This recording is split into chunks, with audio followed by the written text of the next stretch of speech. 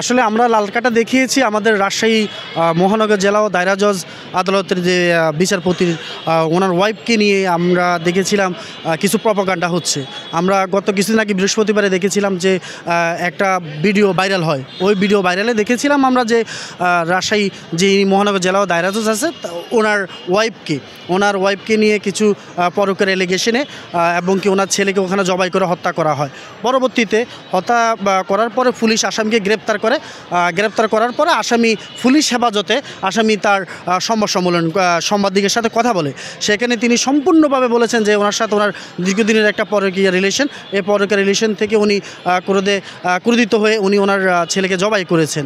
তো আমাদের আসলে লাল কার্ড দেওয়ার বিষয়টা হলো এটাই যে আমাদের সিআরপিসির 167 এবং 164-এ 167-এ স্পষ্টভাবে বলা আছে যে যদি কোনো আসামি পুলিশের হেফাজতে থাকে তাহলে সেক্ষেত্রে উক্ত আসামির কোনো সংবাদ সম্মেলন হবে না বা কোনো আসামি সাংবাদিকদের সাথে তিনি আত্মপক্ষ সমর্থনে কোনো কথা বলতে পারবেন না।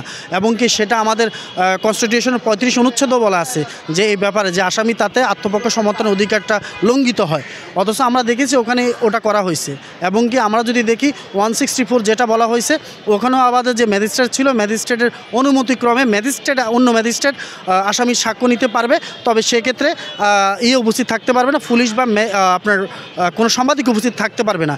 কিন্তু এই দুইটা আইনের ব্যত্যয় ঘটেছে। এখানে আমরা স্পষ্টভাবে বলতে চাই যে এখানে যিনি মেট্রোপলিটন পুলিশ কমিশনার আছে রাজশাহী বিভাগের, তিনি এবং তার যারা কনস্টেবল আছেন বা পুলিশ কর্মকর্তারা আছেন ওনারা হাইকোর্টকে এবং কি কনস্টিটিউশনকে এবং কি আমাদের সিআরপিসির যে রুলস ওনারা বিদ্যাঙ্গুলি দেখিয়েছেন। তো এই বিদ্যাঙ্গুলি দেখার পরে দেখলাম উনি 4 জনকে বহিষ্কার করেছেন বিভিন্ন কারণবশত। কিন্তু আমাদের কথা হলো আমরা যেমন দেখেছি state versus mini versus state, এই রাষ্ট্রের এই মামলাগুলোতে স্পষ্টভাবে বলা আছে ক্যামেরা ট্রায়াল করা যাবে না বিচারের আগে, এতে আসামির অধিকার লঙ্ঘিত হয়। এখন ঘটনাটা কি আসলে সত্য কি মিথ্যা আমরা কিছুই জানি না, কিন্তু তারপরও যেহেতু আমরা সংবাদ সম্মেলন আসামি করেই ফেলছে, আসামি এখানে আত্মপক্ষ সমর্থন অধিকার অলরেডি হারিয়ে ফেলছে। তো আমরা এটাই বলতে চাই যে উনি এই দায় এড়াতে পারে না, কারণ বিচার বিভাগ আমাদের হলো একটা অঙ্গ। এই বিচার বিভাগ আমাদের ন্যায় বিচার করে থাকে, পুলিশ আমাদের স্টেক হোল্ডার। তো আমরা চাই না পুলিশকে আমরা আমাদের সামনাসামনি প্রতিপক্ষ মনে করি, কিন্তু একজন বিচারপতি তিনি সারাটা দিন অফিসে থাকেন, তারপরে বাসায় গিয়ে উনি আসলে বাসার খবর অনেক সময় নাও জানতে পারেন। কিন্তু যদি সেটা আবার মিথ্যা হয় বা সত্য হয়, তা যদি আবার বিচারের আগে যদি প্রকাশ্যে আসা যায়, তাহলে এতে একজন বিচারকের আমি মনে হয় সম্মানহানি ঘটে এবং মানহানি ঘটে। তো এই ব্যাপারে আমরা সংবাদ সম্মেলন করেছি।